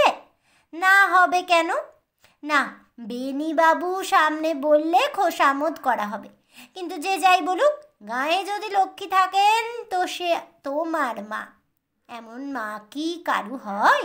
বলিয়া পুনশ্চ একটা দীর্ঘশ্বাস ত্যাগ করিয়া গম্ভীর হইয়া রহিলেন। বেনি অনেকক্ষণ চুপ করিয়া থাকিয়া অস্ফুটে কহিল, আচ্ছা। গোবিন্দ চাপিয়া ধরিল, শুধু আচ্ছা নয় বেনিবাবু, যেতে হবে, করতে হবে, সমস্ত ভার তোমার উপরে। ভালো কথা, সবাই আপনারা তো উপস্থিত আছেন, নেমন্তন্নটা কীরকম করা হবে একটা ফর্দ করে ফেলা হোক না কেন? কি বলো রমেশ বাবাজি? ঠিক কথা কি না হালদার মামা? ধর্মদাসদা চুপ করে রইলে কেন? কাকে বলতে হবে, কাকে বাদ দিতে হবে জানো তো সব? রমেশ উঠিয়া দাঁড়াইয়া সহজ বিনীত কণ্ঠে বলিল, বরদা, একবার পায়ের ধুলো যদি দিতে পারেন। বেনি গম্ভীর হইয়া কহিল, মা যখন গেছেন তখন আমার যাওয়া না যাওয়া। কি বলো গোবিন্দ খুড়ো? গোবিন্দ কথা কহিবার পূর্বেই রমেশ বলিল, আপনাকে আমি পীড়াপিড়ি করতে চাইনি বরদা, যদি অসুবিধা না হয় একবার দেখে শুনে আসবেন। বেনি চুপ করিয়া রহিল। গোবিন্দকে একটা বলিবার চেষ্টা করিতেই রমেশ উঠিয়া চলিয়া গেল। তখন গোবিন্দ বাহিরের দিকে গলা বাড়াইয়া দেখিয়া ফিস করিয়া বলিল, দেখলে বেনিবাবু কথার ভাবখানা? বেনি অন্যমনস্ক হইয়া কি ভাবিতেছিল কথা কহিল না। পথে চলিতে চলিতে গোবিন্দর কথাগুলো মনে করিয়া রমেশের সমস্ত মন ঘৃণায় পরিপূর্ণ হইয়া উঠিল। সে অর্ধেক পথ হইতে ফিরিয়া আসিয়া সেই রাত্রেই আবার বেনি ঘোষালের বাড়ির ভিতরে প্রবেশ করিল। চণ্ডীমণ্ডপের মধ্যে তখন তর্ক কোলাহল উদ্দাম হইয়া উঠিয়াছিল, কিন্তু সে শুনিতেও তাহার প্রবৃত্তি হইল না। সোজা ভিতরে প্রবেশ করিয়া রমেশ ডাকিল, জ্যাঠাইমা। জ্যাঠাইমা তাহার ঘরের সম্মুখের বারান্দায় অন্ধকারে চুপ করিয়া বসিয়াছিলেন। এত রাত্রে রমেশের গলা শুনিয়া বিস্ময়াপন্ন হইলেন। রমেশ, কেন রে? রমেশ উঠিয়া আসিল। জ্যাঠাইমা ব্যস্ত হইয়া বলিলেন, একটু দাঁড়া বাবা, একটা আলো আনতে বলে দি। আলোয় কাজ নেই জ্যাঠাইমা, তুমি উঠো না, বলিয়া রমেশ অন্ধকারেই একপাশে বসিয়া পড়িল। তখন জ্যাঠাইমা প্রশ্ন করিলেন, এত রাত্রিরে যে? রমেশ মৃদু কণ্ঠে কহিল, এখনও তো নিমন্ত্রণ করা হয়নি জ্যাঠাইমা, তাই তোমাকে জিজ্ঞেস করতে এলুম। তবে এই মুশকিলে ফেললি বাবা। এরা কি বলেন? গোবিন্দ, গাঙ্গুলি, চাটুজ্জে মশাই। রমেশ বাধা দিয়া বলিয়া উঠিল, জানি নে জ্যাঠাইমা কি এরা বলেন, জানতেও চাইনি, তুমি যা বলবে তাই হবে। অকস্মাৎ রমেশের কথার উত্তাপে বিশ্বেশ্বরী মনে মনে বিস্মিত হইয়া ক্ষণকাল মৌন থাকিয়া বলিলেন, কিন্তু তখন যে বললি রমেশ, এরাই তোর সবচেয়ে আপনার। তা যাই হোক, আমার মেয়ে মানুষের কথায় কি হবে বাবা? এ গাঁয়ে যে আবার, আর এ গাঁয়েই কেন বলি, সব গাঁয়েই। এ ওর সঙ্গে খায় না, ও তার সঙ্গে কথা কয় না। একটা কাজকর্ম পড়ে গেলে আর মানুষের দুর্ভাবনার অন্ত থাকে না, কাকে বাদ দিয়ে কাকে রাখা যায়। এর চেয়ে শক্ত কাজ আর গ্রামের মধ্যে নেই। রমেশ বিশেষ আশ্চর্য হইল না, কারণ এই কয়েকদিনের মধ্যেই সে অনেক জ্ঞান লাভ করিয়াছিল। তথাপি জিজ্ঞাসা করিল, কেন এরকম হয় জ্যাঠাইমা? সে অনেক কথা বাবা, যদি থাকি সেখানে আপনিই সব জানতে পারবি। কারুর সত্য কার দোষ অপরাধ আছে, কারুর মিথ্যে অপবাদ আছে। তাছাড়া মামলা মোকদ্দমা, মিথ্যে সাক্ষী দেওয়া নিয়েও মস্ত দলাদলি। আমি যদি তোর ওখানে দুদিন আগে যেতুম রমেশ, তাহলে এত উদ্যোগ আয়োজন কিছুতে করতে দিতুম না। কি যে সেদিন হবে তাই কেবল আমি ভাবছি, বলিয়া জ্যাঠাইমা কি একটা নিঃশ্বাস ফেলিলেন। সে নিঃশ্বাসে যে কি ছিল তাহার ঠিক মর্মটি রমেশ ধরিতে পারিল না, এবং কাহারও সত্যকার অপরাধী বা কি এবং কাহারও মিথ্যা অপবাদী বা কি হইতে পারে তাহাও ঠাউর করিতে পারিল না। বরঞ্চ উত্তেজিত হইয়া কহিল, কিন্তু আমার সঙ্গে তো তার কোনো যোগ নেই। আমি এরকম বিদেশি বললেই হয়, কারো সঙ্গে কোনো শত্রুতা নেই। তাই আমি বলি জ্যাঠাইমা, আমি দলাদলির কোনো বিচারই করব না। সমস্ত ব্রাহ্মণ শূদ্রই নিমন্ত্রণ করে আসব, কিন্তু তোমার হুকুম ছাড়া তো পারি নে। তুমি হুকুম দাও জ্যাঠাইমা। জ্যাঠাইমা কিছুক্ষণ চুপ করিয়া ভাবিয়া বলিলেন, এরকম হুকুম তো দিতে পারিনি রমেশ, তাতে ভারী গোলযোগ ঘটবে। তবে তোর কথাও যে সত্যি নয় তাও আমি বলি নে, কিন্তু এ ঠিক সত্যি মিথ্যের কথা নয় বাবা। সমাজ যাকে শাস্তি দিয়া আলাদা করে রেখেছে তাকে জবরদস্তি করে ডেকে আনা যায় না।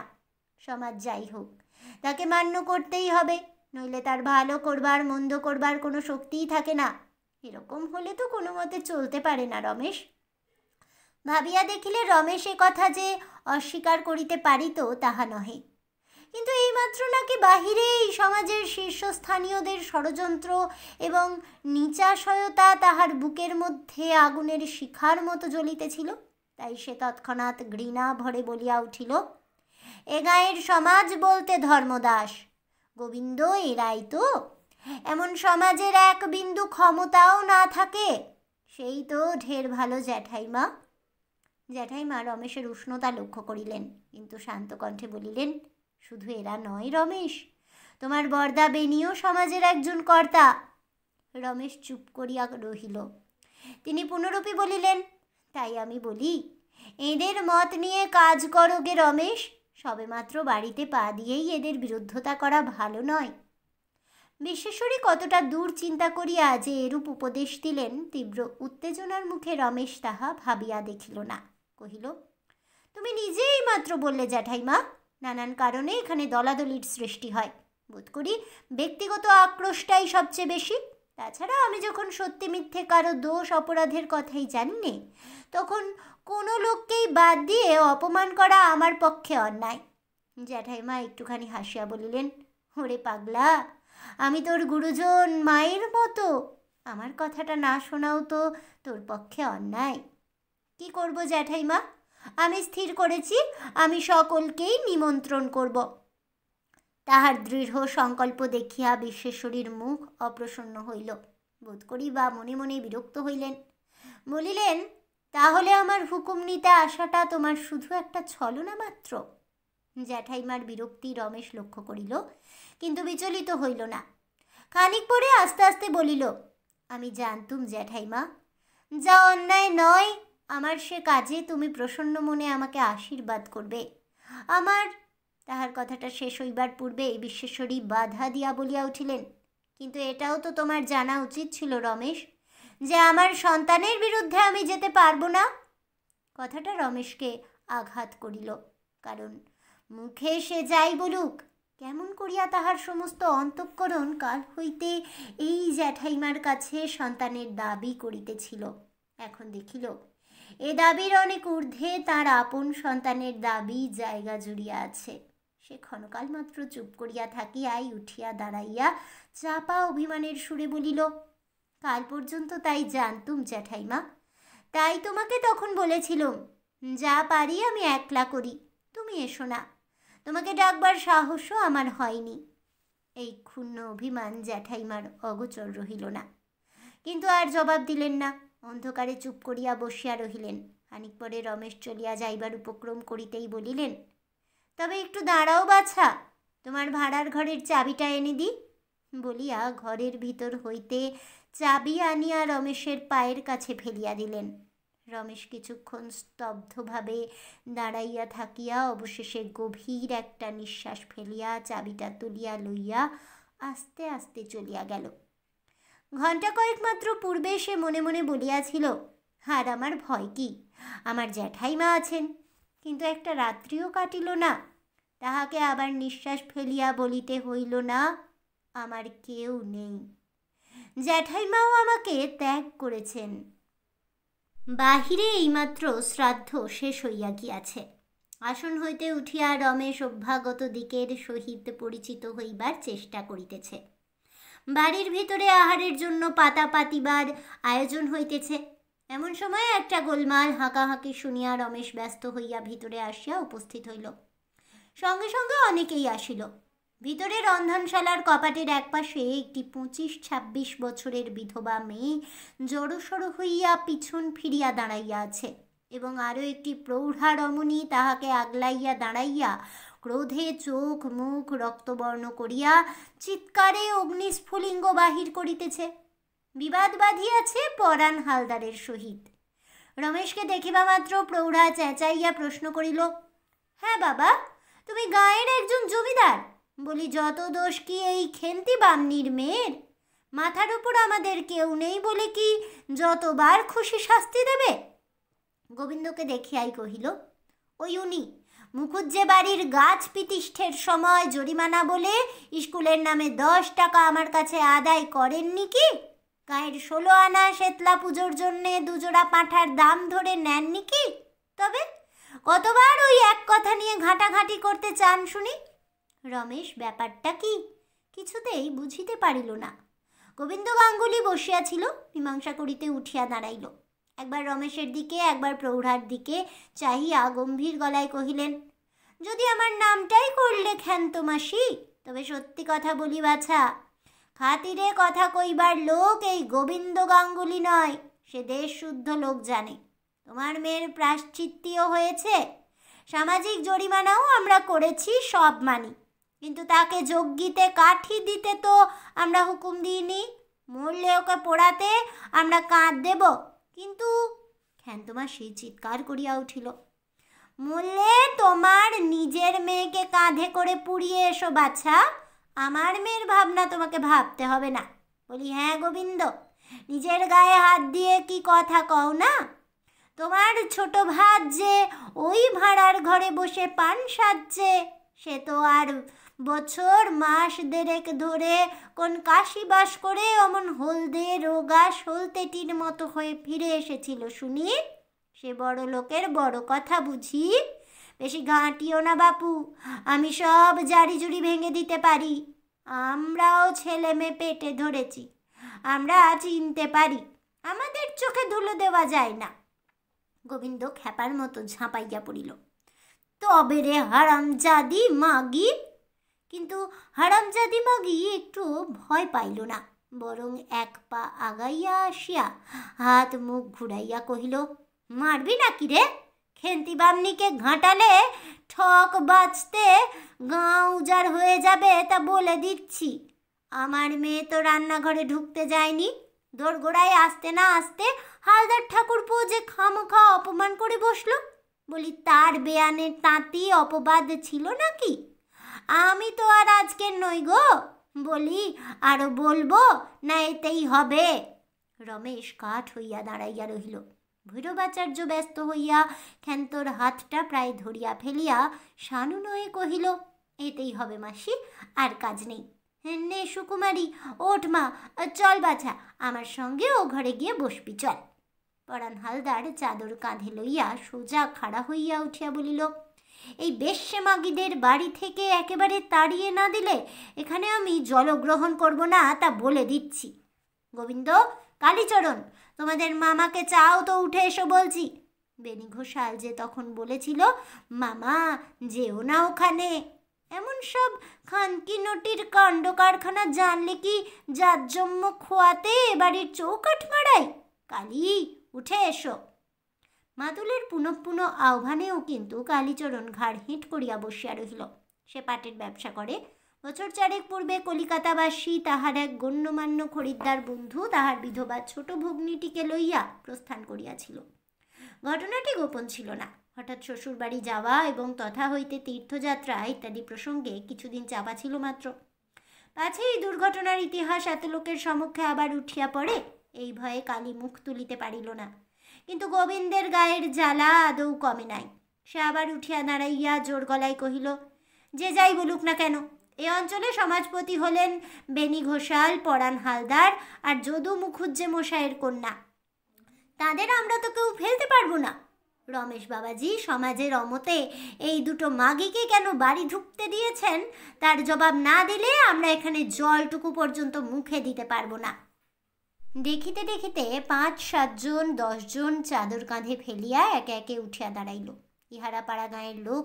সামাজিক ব্যাপারে কোথায় কোন চাল সর্বাপেক্ষা লাভজনক ইহা তাহাদের অবিদিত নহে।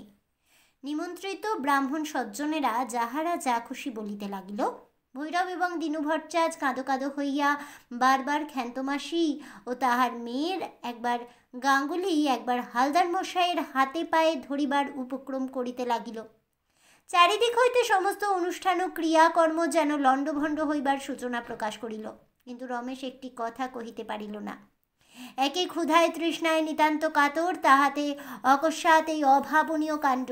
সে পাংশু মুখে কেমন যেন একরকম হতবুদ্ধির মতো স্তব্ধ হইয়া চাহিয়া রহিল। রমেশ অকস্মাৎ এক মুহূর্তে সমস্ত লোকের সচকিত দৃষ্টি এক হইয়া বিশ্বেশ্বরীর মুখের উপর গিয়া পড়িল। তিনি ভাঁড়ার হইতে বাহির হইয়া কপাটের সম্মুখে আসিয়া দাঁড়াইয়াছিলেন। তাহার মাথার উপর আঁচল ছিল, কিন্তু মুখখানি অনাবৃত। রমেশ দেখিল, জ্যাঠাইমা আপনিই কখন আসিয়াছেন, তাহাকে ত্যাগ করেন নাই। বাহিরের লোক দেখিল, ইনিই বিশ্বেশ্বরী, ইনিই ঘোষাল বাড়ির গিন্নিমা। পল্লীগ্রামে শহরের কড়া পর্দা নাই, তথাচ বিশ্বেশ্বরী বড় বাড়ির বধূ বলিয়াই হোক কিংবা অন্য যে কোনো কারণেই হোক, যথেষ্ট বয়ঃপ্রাপ্তি সত্ত্বেও সাধারণত কাহারও সাক্ষাতে বাহির হইতেন না। সুতরাং সকলেই বড় বিস্মিত হইল। যাহারা শুধু শুনিয়াছিল কিন্তু ইতিপূর্বে কখনো চোখে দেখে নাই, তাহারা তাহার আশ্চর্য চোখ দুটির পানে চাহিয়া একেবারে অবাক হইয়া গেল। বোধ করি তিনি হঠাৎ ক্রোধবশেই বাহির হইয়া পড়িয়াছিলেন। সকলে মুখ তুলিবা মাত্রই তিনি তৎক্ষণাৎ থামের পার্শ্বে সরিয়া গেলেন। সুস্পষ্ট তীব্র আহ্বানে রমেশের বিহ্বলতা ঘুচিয়া গেল। সে সম্মুখে অগ্রসর হইয়া আসিল। জ্যাঠাইমা আড়াল হইতে তেমনি সুস্পষ্ট উচ্চকণ্ঠে বলিলেন, গাঙ্গুলি মশাইকে ভয় দেখাতে মানা করে দে রমেশ, আর হালদার মশাইকে আমার নাম করে বলো যে আমি সবাইকে আদর করে বাড়িতে ডেকে এনেছি। সুকুমারীকে অপমান করবার তার কোনো প্রয়োজন ছিল না। আমার কাজকর্মের বাড়িতে হাঁকাহাঁকি গালিগালাজ করতে আমি নিষেধ করছি। যার অসুবিধা হবে তিনি আর কোথাও গিয়ে বসুন। বড়গিন্নির কড়া হুকুম সকলে নিজের কানে শুনিতে পাইল। রমেশের মুখ ফুটিয়া বলিতে হইল না, হইলে সে পারিত না। ইহার ফল কি হইল তাহা সে দাঁড়াইয়া দেখিতেও পারিল না। জ্যাঠাইমাকে সমস্ত দায়িত্ব নিজের মাথায় লইতে দেখিয়া সে কোনো মতে চোখের জল চাপিয়া দ্রুত পদে একটা ঘরে গিয়া ঢুকিল। তৎক্ষণাৎ তাহার দুই চোখ ছাপাইয়া দর দর করিয়া জল গড়াইয়া পড়িতে লাগিল। আজ সারাদিন সে নিজের কাজে ব্যস্ত ছিল। কে আসিল না আসিল তাহার খোঁজ লইতে পারে নাই। কিন্তু আর যেই আসুক, জ্যাঠাইমা যে আসিতে পারেন ইহা তাহার সুদূর কল্পনার অতীত ছিল। যাহারা উঠিয়া দাঁড়াইয়াছিল তাহারা আস্তে আস্তে বসিয়া পড়িল। শুধু গোবিন্দ গাঙ্গুলি ও পরাণ হালদার আড়ষ্ট হইয়া দাঁড়াইয়া রহিল। কে একজন তাহাদিগকে উদ্দেশ্য করিয়া ভিড়ের ভিতর হইতে অস্ফুটে কহিল, বসে পড়ো না খুড়ো, 16খানা লুচি, 4 জোড়া সন্দেশ কে কোথায় খাইয়ে দাইয়ে সঙ্গে দেয় বাবা। পরাণ হালদার ধীরে ধীরে বাহির হইয়া গেল। কিন্তু আশ্চর্য, গোবিন্দ গাঙ্গুলি সত্যই বসিয়া পড়িল। তবে মুখখানা সে বরাবর ভারী করিয়া রাখিল এবং আহারের জন্য পাতা পড়িলে তত্ত্বাবধানের ছুতা করিয়া সকলের সঙ্গে পঙ্ক্তি ভোজনে উপবেশন করিল না। যাহারা তাহার এই ব্যবহার লক্ষ্য করিল তাহারা সকলেই মনে মনে বুঝিল গোবিন্দ সহজে কাহাকেও নিষ্কৃতি দিবে না।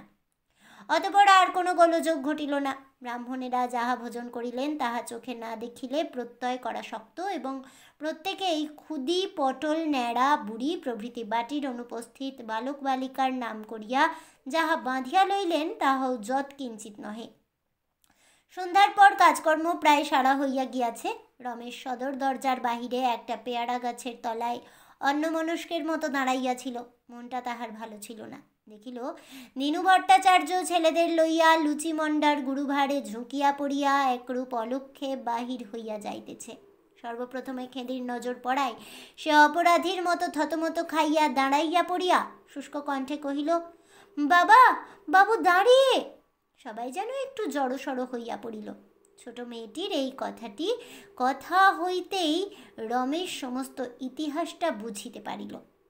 পলাইবার পথ থাকিলে সে নিজেই পলাইত, কিন্তু সে উপায় ছিল না বলিয়া আগাইয়া আসিয়া সহাস্যে কহিল, খেদি, এসব কার জন্যে নিয়ে যাচ্ছিস রে?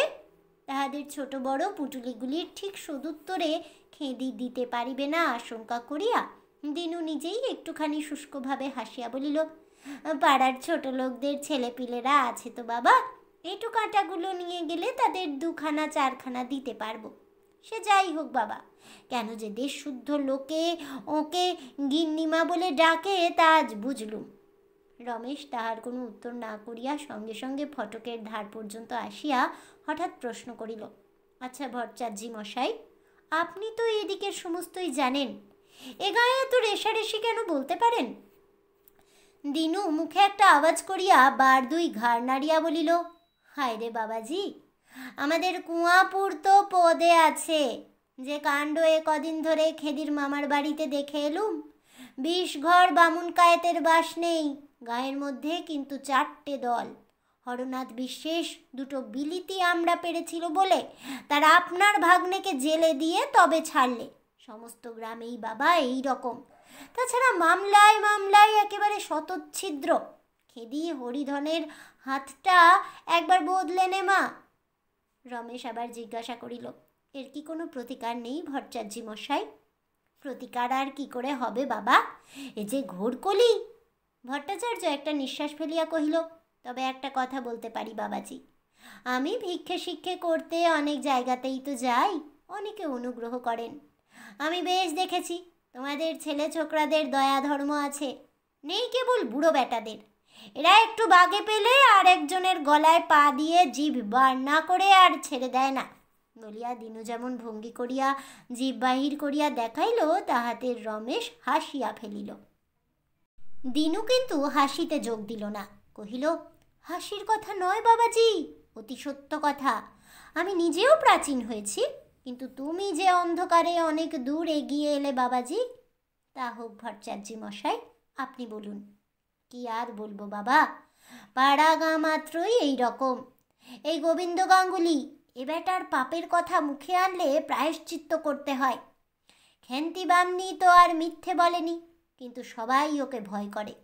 জাল করতে, মিথ্যে সাক্ষী, মিথ্যে মোকদ্দমা সাজাতে ওর জুড়ি নেই। বেনিবাবু হাত ধরা, কাজেই কেউ একটি কথা কইতে সাহস করে না, বরঞ্চ ওই 5 জনের জাত মেরে বেড়ায়। রমেশ অনেকক্ষণ পর্যন্ত আর কোনো প্রশ্ন না করিয়া চুপ করিয়া সঙ্গে সঙ্গে চলিতে লাগিল। রাগে তাহার সর্বাঙ্গ জ্বালা করিতেছিল। দিনু নিজেই বলিতে লাগিল, এই আমার কথা তুমি দেখে নিও বাবা, খেন্তি বামনি সহজে নিস্তার পাবে না। গোবিন্দ গাঙ্গুলি, পরাণ হালদার দুটো ভীমরুলের চাকে খোঁচা দেবা কি সহজ কথা? কিন্তু যাই বলো বাবা, মাগির সাহস আছে। আর সাহস থাকবে নাই বা কেন? মুড়ি বেচে খায়, সব ঘরে যাতায়াত করে, সকলের কথা টের পায়। ওকে ঘাঁটালে কেলেঙ্কারির সীমা পরিসীমা থাকবে না, তা বলে দিচ্ছি। অনাচার আর কোন ঘরে নেই বলো? বেনিবাবুকেও। রমেশ সভয়ে বাধা দিয়া বলিল, থাক, বরদার কথায় আর কাজ নেই। দিনু অপ্রতিভ হইয়া উঠিল, কহিল, থাক বাবা, আমি দুঃখী মানুষ, কারো কথায় আমার কাজ নেই। কেউ যদি বেনিবাবুর কানে তুলে দেয় তো আমার ঘরে আগুন। রমেশ আবার বাধা দিয়া কহিল, ভট্টাচার্য মশাই, আপনার বাড়ি কি আরও দূরে? না বাবা, বেশি দূর নয়, এই বাঁধের পাশেই আমার কুঁড়ে। কোনো দিন যদি আসবো, বই কি নিশ্চয়ই আসবো বলিয়া রমেশ ফিরিতে উদ্যত হইয়া কহিল, আবার কাল সকালেই তো দেখা হবে, কিন্তু তারপরেও মাঝে মাঝে পায়ের ধুলো দেবেন বলিয়া রমেশ ফিরিয়া গেল। দীর্ঘজীবী হও, বাপের মতো হও বলিয়া দিনু ভট্টাচার্য অন্তরের ভিতর হইতে আশীর্বাদ বচন করিয়া ছেলেপুলে লইয়া চলিয়া গেল। আজ এ পর্যন্তই। তাহলে বন্ধুরা, আমার আজকের এই ভিডিওটি কেমন লাগলো অবশ্যই আমাকে কমেন্টে জানাবেন। ভিডিওটি ভালো লেগে থাকলে লাইক শেয়ার করতে ভুলবেন না। আমার চ্যানেলের নতুন বন্ধু হয়ে থাকলে চ্যানেলটিকে সাবস্ক্রাইব করে দেবেন। ফিরে আসবো পল্লী সমাজ উপন্যাসের পরবর্তী পর্বগুলি নিয়ে। ততক্ষণ সবাই অবশ্যই ভালো থাকুন, সুস্থ থাকুন, আর চোখ রাখুন গল্পের হাটে।